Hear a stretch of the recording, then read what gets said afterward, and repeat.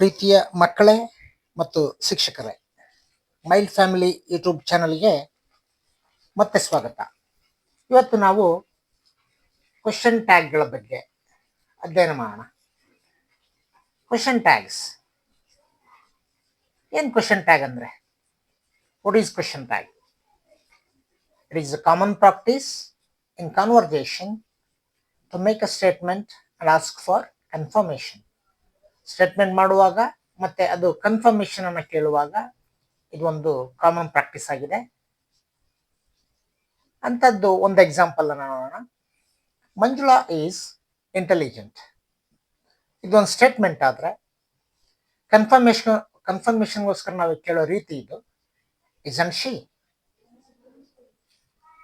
Here the later part ಇದೆಯಲ್ಲ, isn't she is called a question tag. ಇದನ್ನ ನಾವು question tag ಅಂತೇಳಿ ಕರಿತೀವಿ.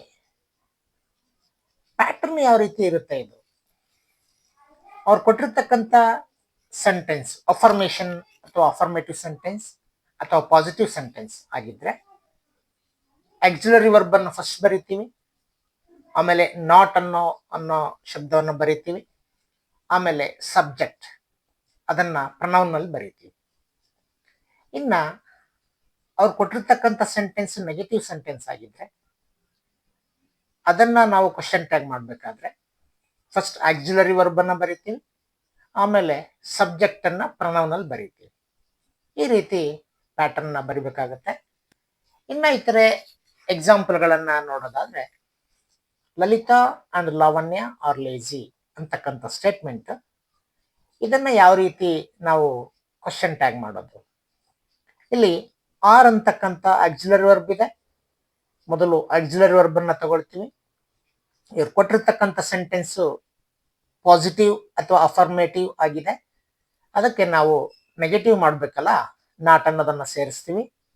ಲಲಿತಾ ಅಂಡ್ ಲಾವಣ್ಯ ಇಬ್ರು ಇದ್ದಾರೆ, ಹಾಗಾಗಿ ದೇ ಅಂತಕ್ಕಂಥ ಪ್ರನೌನ್ ಅನ್ನ ಸೇರಿಸ್ತೀವಿ. ಕೊನೆಗೆ ಕ್ವಶನ್ ಮಾರ್ಕ್ ಅನ್ನ ಹಾಕ್ತೀವಿ. ಟೋಟಲ್ ಆಗಿ ಉತ್ತರ ಅರಂಟ್ ದೇ ಅನ್ನೋದು ಬಂತು.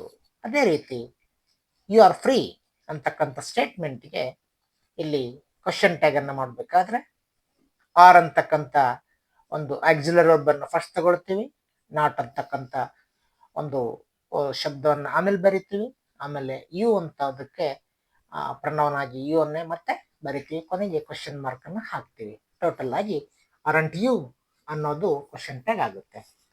ಇದೇ ರೀತಿ ಈ ಕ್ಯಾನ್ ಡ್ಯಾನ್ಸ್ ವೆಲ್ ಅನ್ನೋದಕ್ಕೆ can't he, Ananya drank water didn't she, my sister cooks well ಅನ್ನೋದಕ್ಕೆ ಡಸಂಟ್ ಶಿ ಅಂತಕ್ಕಂಥದ್ದು ಅಫರ್ಮೇಟಿವ್ ಸೆಂಟೆನ್ಸ್ಗಳಿಗೆ ಬಹಳಷ್ಟು ಉದಾಹರಣೆಗಳಾಗ್ತವೆ. ಇನ್ನು ನೆಗೆಟಿವ್ ಸೆಂಟೆನ್ಸ್ಗಳಿಗೆ ಒಂದೆರಡು ಉದಾಹರಣೆ ಕೊಡೋದಾದ್ರೆ, you are on busy are you. ನಾವು ಹೇಳಿದ ಹಾಗೆ ಇದು ಯಾವ ಪ್ಯಾಟರ್ನ್? ಆರ್ ಅಂತಕ್ಕಂಥ ಆಕ್ಸಿಲರಿ ವರ್ಬ್ ಪ್ಲಸ್ ಸಬ್ಜೆಕ್ಟ್ ಅಂದ್ರೆ ಪ್ರನೌನ್ ನಲ್ಲಿ ಆರ್ ಯು ಅಂತಕ್ಕಂಥದ್ದು ಆಗ್ತದೆ. ಯಾಕಂತಂದ್ರೆ ಅವ್ರು ಕೊಟ್ಟಿರ್ತಕ್ಕಂಥ ಸೆಂಟೆನ್ಸ್ ನೆಗೆಟಿವ್ ಆಗಿದೆ, ಯು ಆರ್ ಅಂಟ್ ಬಿಸಿ ಅಂತ ಇದೆಯಲ್ಲ, ಹಾಗಾಗಿ ಇಲ್ಲಿ ನಾಟ್ ಅಂತಕ್ಕಂಥದ್ದು ನೆಗೆಟಿವ್ ಇರೋದ್ರಿಂದ ನಾವು ಏನ್ ಮಾಡುವಾಗ ಕ್ವಶನ್ ಟ್ಯಾಗ್ ಮಾಡುವಾಗ ಸಬ್ಜೆಕ್ಟ್ ಅದಕ್ಕಿಂತ ಮೊದಲು ಆಕ್ಸಿಲರಿ ವರ್ಬ್ ಪ್ಲಸ್ ಸಬ್ಜೆಕ್ಟ್ ಇನ್ನು ಸೇರಿಸ್ಬಿಟ್ರೆ ಅಲ್ಲಿಗೆ ಕ್ವಶನ್ ಟ್ಯಾಗ್ ಆಗುತ್ತೆ. ಎರಡನೇದು, he can't eat sweet. Can he? Raghu doesn't work hard. Does he? They haven't come yet. Have they? ಇಷ್ಟು ನಾವು ನೆಗೆಟಿವ್ ಸೆಂಟೆನ್ಸ್ಗಳಿಗೆ ಎಕ್ಸಾಂಪಲ್ಸ್ಗಳನ್ನು ನೋಡ್ತೀವಿ. How to find out a negative sentence?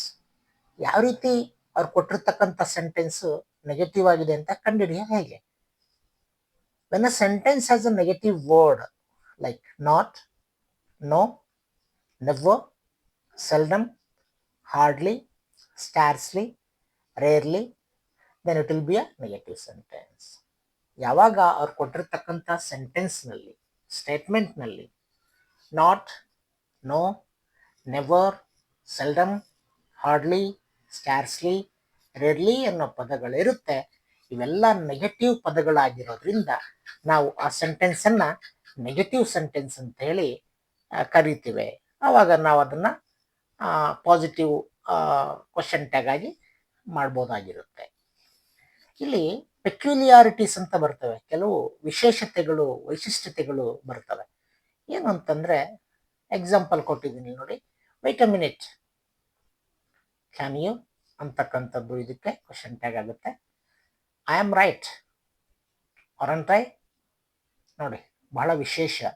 ಇಲ್ಲಿ I am right, I am right, ಇಲ್ಲಿ am ಅಂತಕ್ಕಂಥದ್ದು ಬಂದಾಗ, ಅವ್ರು ಕೊಟ್ಟಿರ್ತಕ್ಕಂಥದ್ದು ಪಾಸಿಟಿವ್ ಸೆಂಟೆನ್ಸ್ ಆಗಿದ್ದಾಗ ನಾವು ನೆಗೆಟಿವ್ ಮಾಡಬೇಕಾದ್ರೆ ಮಾತ್ರ ಆರ್ ಅಂತ ಸೇರಿಸ್ತೀವಿ ಆಕ್ಸಿಲರಿ ವರ್ಬನ್ನ. ಅಕಸ್ಮಾತ್ ಆಗಿ ಅದು ಐ ಆಮ್ ನಾಟ್ ರೈಟ್ ಅಂತ ಕೊಟ್ಟಿದ್ರೆ ಅದಕ್ಕೆ ನಾವು ಕ್ವಶನ್ ಟ್ಯಾಗ್ ಆಗಿ ಆಮ್ ಐ ಅಂತ ಅಷ್ಟೇ ಕೇಳ್ತಾ ಇದ್ವಿ, ಎಲ್ಲಿ ಆರ್ ಬರ್ತಾ ಇರಲಿಲ್ಲ. ಇವೆಲ್ಲ peculiarities. Let us go to the cinema. Shall we have some more rice? Will you? There is a temple in that state, isn't there? There are some girls in your class, aren't there? Somebody has called, haven't they? ಇವೆಲ್ಲ ನಮ್ಮ question ಟ್ಯಾಗಿನ ಪೆಕ್ಯುಲಿಯಾರಿಟೀಸ್ ಅಥವಾ ವೈಶಿಷ್ಟ್ಯತೆಗಳು ಅಂತ ಹೇಳ್ಬೋದು. ನಾವು ಇದನ್ನ ಆಗ್ತದೆ. ನಾನು ಇಷ್ಟೋ ತನಕ ಹೇಳಿದ್ದೀನಿ, ಅದನ್ನ ರೂಲ್ಸ್ ಅಂತ ಹೇಳಿ ಮತ್ತೊಂದು ಸ್ಲೈಡಲ್ಲಿ ನಿಮಗೆ ಬರೆದು ತಿಳಿಸೋ ಪ್ರಯತ್ನ ಮಾಡ್ತಾ ಇದ್ದೀನಿ. The subject of the question tag is always a pronoun, never a noun. ನಮ್ಗೆ ಗೊತ್ತಿರೋ ಹಾಗೆ ಇಷ್ಟೋ ತನಕ ನಾವು ಡಿಸ್ಕಸ್ ಮಾಡಿದ ಹಾಗೆ ಸಬ್ಜೆಕ್ಟ್ ಅನ್ನ ನಾವು ಯಾವಾಗಲೂ ಪ್ರನೌನಲ್ಲೇ ಬರಿತೀವಿ, ಕ್ವಶನ್ ಟ್ಯಾಗ್ ಅಲ್ಲಿ ನೌನಲ್ಲಿ ಬರೆಯಲ್ಲ. Next, begins with a pronoun in small letters, ನೋಡಿ ಅದು ಸ್ಮಾಲ್ ಲೆಟರ್ ನಲ್ಲೇ ಬರೀತೀವಿ. ಮೂರನೇದು, the short form of the verb should be used. ಯಾವುದೇ ವರ್ಬ್ ಬರೆದ್ರು ಕೂಡ ನಾವು ಅದನ್ನ ಶಾರ್ಟ್ ಫಾರ್ಮ್ ಅಥವಾ ಕಾಂಟ್ರಾಕ್ಷನ್ ಅಂತ ಏನ್ ಹೇಳ್ತೀವಿ ಅದರಲ್ಲಿ ಬರಿತೀವಿ. ಇಸ್ ನಾಟ್ ಅನ್ನೋದನ್ನ ISNOT ಅಂತ ಬರೆಯಲ್ಲ, ISN_T ಅಂತ ಬರಿತೀವಿ. ಅದೇ ರೀತಿ ಎಲ್ಲ ಒಂದು ವರ್ಬ್ಗಳನ್ನ ಶಾರ್ಟ್ ಫಾರ್ಮ್ ಅಲ್ಲೇ ಬರಿತೀವಿ, ಅರಂಟ್, ಓಂಟ್, ಕಾಂಟ್, ಡಸಂಟ್ ಇತ್ಯಾದಿಯಾಗಿ. ನೆಕ್ಸ್ಟ್, ನಾಲ್ಕನೇದು, question mark is use at the end. ಕೊನೆಗೆ ನಾವು ಕ್ವಶನ್ ಮಾರ್ಕ್ ಅನ್ನ ಯೂಸ್ ಮಾಡ್ತೀವಿ.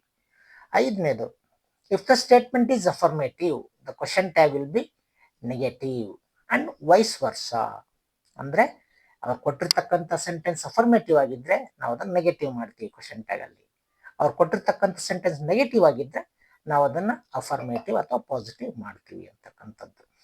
Next, if the statement does not have a primary or modal auxiliary verb, ಇದು ಬಹಳ ಇಂಪಾರ್ಟೆಂಟ್ ನೋಡಿ. ಕೆಲವು ಸ್ಟೇಟ್ಮೆಂಟ್ಗಳಲ್ಲಿ ಪ್ರೈಮರಿ ವರ್ಬ್ ಅಥವಾ ಮಾಡಲ್ ವರ್ಬ್ ಅಥವಾ ಆಕ್ಸಿಲರಿ ವರ್ಬ್ ಯಾವುದು ಇರೋದೇ ಇಲ್ಲ. ಇಲ್ಲದೆ ಇದ್ದಾಗ ನಾವು ಏನ್ ಮಾಡ್ತೀವಿ ಅಂದ್ರೆ, the question tag will begin with does, do, did. ಆ ಕ್ವಶನ್ ಟ್ಯಾಗ್ ಯಾವ್ದ್ರಿಂದ ಪ್ರಾರಂಭ ಆಗುತ್ತೆ, ಆಕ್ಸಿಲರಿ ವರ್ಬ್ ಯಾವ್ದನ್ನ ಬಳಸ್ಬೇಕು ನಾವು ಅವಾಗ ಅಂದ್ರೆ ಡಸ್ ಅಥವಾ ಡು ಅಥವಾ ಡಿಡ್ ಅನ್ನ.